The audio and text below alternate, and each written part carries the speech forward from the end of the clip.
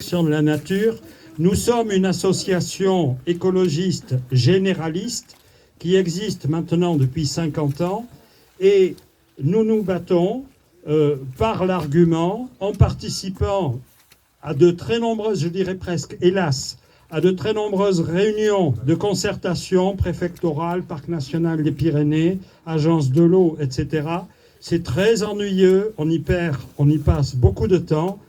On est de toute façon consulté, mais le préfet décide tout ce qu'il veut et on n'a qu'une voix consultative, c'est-à-dire qu'il ne pèse absolument pas. Néanmoins, c'est par ce travail assidu dans les commissions que nous obtenons l'accès au dossier.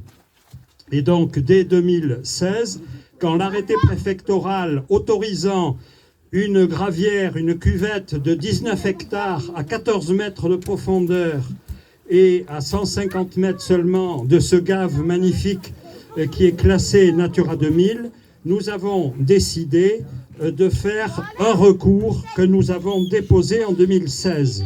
Alors, je vais expliquer. Donc, premier recours en 2016, et par les manœuvres de Daniel, il n'y a toujours pas eu d'audience. L'audience avait été programmée le 4 novembre dernier, et Daniel s'est débrouillé pour repousser. Pourquoi ? Parce qu'il n'était pas prêt. Et il n'est toujours pas prêt parce que cet arrêté de 2016, comme l'arrêté complémentaire du 26 janvier dernier, l'oblige, pour pouvoir creuser son trou de 19 hectares, l'oblige, je dis bien, à avoir l'accord, l'agrément des riverains et des organismes gestionnaires de la voie. Alors, les organismes gestionnaires de la voie, c'est l'association foncière rurale présidée par André Courrèges, secrétaire Geneviève Delanoué, ils sont par là. Voilà. Et d'autre part, c'est Madame la maire de Sort de l'Abbaye, puisque le chemin, nouvelle invention du préfet et de Daniel, puisqu'il n'a pas la sortie directe sur la départementale, le chemin continue à gauche après le pont de Gouatte et va jusque dans les Landes. Et là, la maire de Sort de l'Abbaye a pondu un arrêté municipal interdisant le passage au camion par son chemin qui est dans les Landes. Donc, on a là une élue et ses adjoints qui sont venus sur le terrain et que l'on doit féliciter et remercier. Alors, si je dois dire en quelques mots pourquoi, oui, c'est nous qui allons gagner. D'abord, le dernier arrêté, d'un point de vue formel, ce qui est le plus évident d'un point de vue juridique, c'est simple. C'est que ce chemin, il tourne là à gauche et à partir de là, Daniel n'a fait aucune étude d'incidence alors qu'on est en zone Natura 2000. Et ça, c'est une erreur absolue qui ne passera en aucun cas au tribunal administratif. Je rappelle qu'au tribunal administratif, nous avons gagné, c'est pas en 2013 à Saint-Pé-de-Lérin, contre l'agrandissement d'une porcherie, parce qu'elle allait jeter des effluents dans un ruisseau qui allait au gave Natura 2000. Et on a gagné au tribunal administratif. Là, c'est pire, puisqu'on passerait pendant 1 kilomètre en plein Natura 2000, alors qu'il n'y a pas d'étude d'incidence, et ça ne passera jamais au tribunal administratif. Donc, il est coincé, et d'autre part, l'arrêté du 26 janvier dernier l'oblige à déposer à la préfecture la liste de tous les riverains qui sont d'accord et qui signent. Ah, ça c'est bien. Et pour le moment, on est désolé, mais il n'a pas l'accord ni de tous les riverains, membres de l'AFR, ni l'accord de l'AFR et de la mairie de Sort de l'Abbaye. Alors, je passe sur les tentatives d'intimidation du préfet de Pau qui envoie la sous-préfète chez la maire de Sort de l'Abbaye, qui envoie le sous-préfet de Pau chez le maire de Caresse pour faire pression. Tout ça est invraisemblable. Et en réalité, ils sont complètement hors des clous, hors la loi.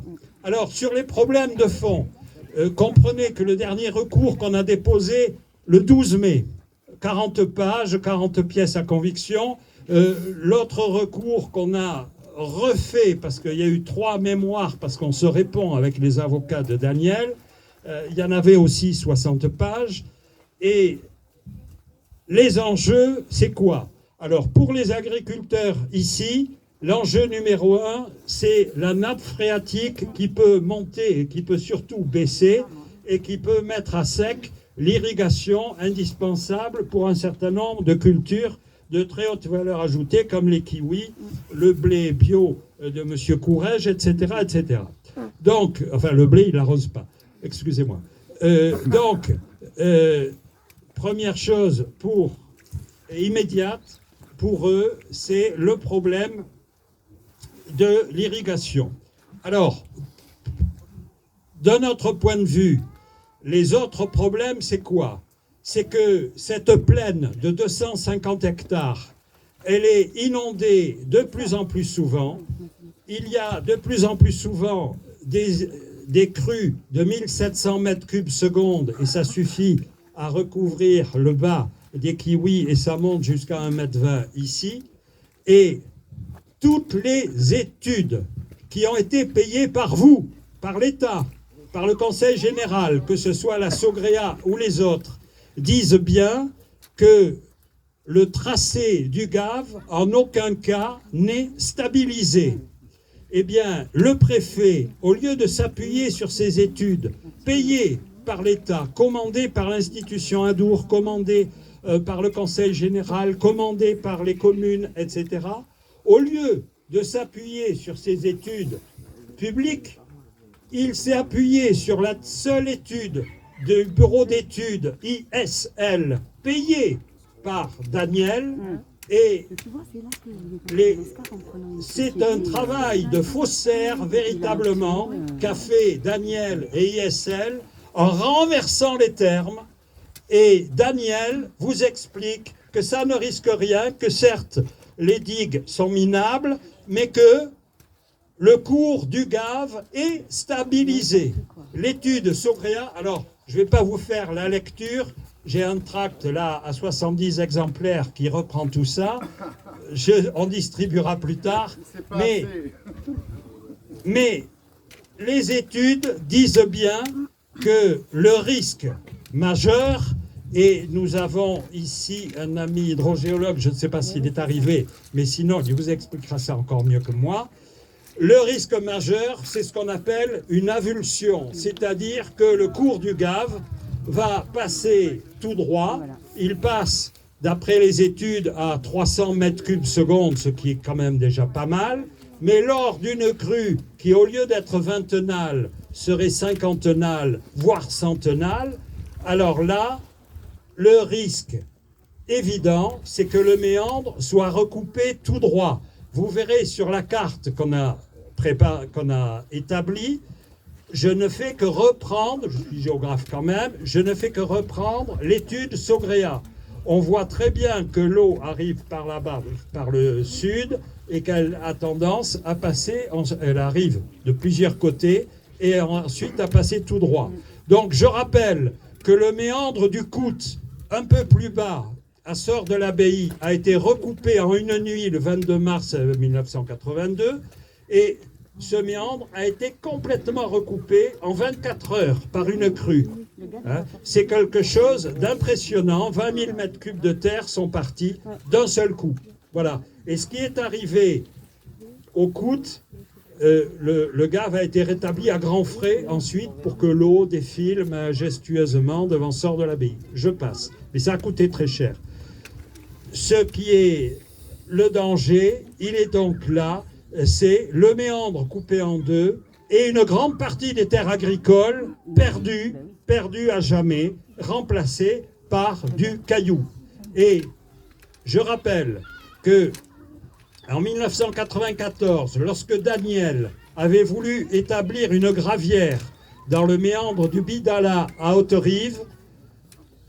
La DIREN, l'ancêtre de l'Adréal, c'est-à-dire le ministère de l'écologie et de l'industrie, avait répondu par écrit, et nous avons la lettre, « Monsieur Daniel, il est temps d'aller vous reconvertir au plus vite vers des carrières sèches et de ne plus creuser des cuvettes dont la base est plus bas que le lit vif du Gave. » Voilà, donc en 1994, le ministère de l'Environnement en était là, et aujourd'hui, sur la pression de notables, du préfet, d'intrigues les plus diverses, on a affaire à une DREAL et une préfecture qui autorisent tout et n'importe quoi. Et c'est pas ça qui va sauver l'emploi, c'est pas vrai. Il y a d'autres emplois et ça crée davantage d'emplois en carrière sèche que en gravière humide, etc. Donc voilà quelques-uns des aspects les plus scandaleux, mais il y en a d'autres. Et à l'heure actuelle, la CEPENSO en est à une vingtaine de recours juridiques, parce qu'il y a aussi les microcentrales voulues par Jean Lassalle en Vallée d'Aspe, où on essaie de mettre une microcentrale à Bedouce dans un ruisseau, le Gabaret, qui vient pour une deuxième fois d'être classé comme impropre à mettre une microcentrale par le Conseil national de protection de la nature. Eh bien, on se moque de tout. On se moque du Conseil national de protection de la nature. On se moque des directives européennes de Natura 2000. On raconte que tout est stabilisé. Et en même temps, ces mensonges absolus sont contredits par les études même de Daniel et de ICL. Alors, Daniel, je vous le donne en mille, il dit, ben oui, les méandres, parce que les méandres, ils avancent toujours, ils s'agrandissent vers l'extérieur et vers l'aval. Et donc, Daniel dit, à vue humaine, ma gravière va durer 17 ans, et même dans 50 ans, le Gave là va avancer, et il va s'arrêter pile à 10 mètres de ma cuvette de 19 hectares. Et pour ici, mais j'ai les plans de Daniel à votre disposition, je peux vous les montrer quand vous voulez, je les ai là. Ici, le méandre, là on a un abrupt de rive concave, le méandre, le courant fort ronge la rive droite ici, et le méandre va reculer. Et donc, il a prévu, il a dessiné que oui, ce chemin-là qui se prolonge là, au bout de 100 mètres là, ce chemin sera complètement dans l'eau. Et le méandre va avancer, c'est sa logique, il va avancer vers là, comme ça. Donc, ce chemin, eh bien, ce chemin sera détruit, mais dans 50 ans. Lui, ce qui l'intéresse, c'est de creuser pendant 17 ans et de faire des sous pendant 17 ans, et après moi, le déluge. Voilà un petit peu. Alors, je m'arrête parce que j'ai trop parlé. Excusez-moi. La seule chose, à votre bon cœur, messieurs, dames, nous en sommes à un deuxième recours. C'est un gros travail, ça coûte des sous. Donc, je distribuerai avec mes amis de la CEPENSO quelques bulletins d'adhésion et n'hésitez pas, vous pouvez soit adhérer, soit envoyer des sous, c'est comme vous voulez. Merci à vous. Excusez-moi.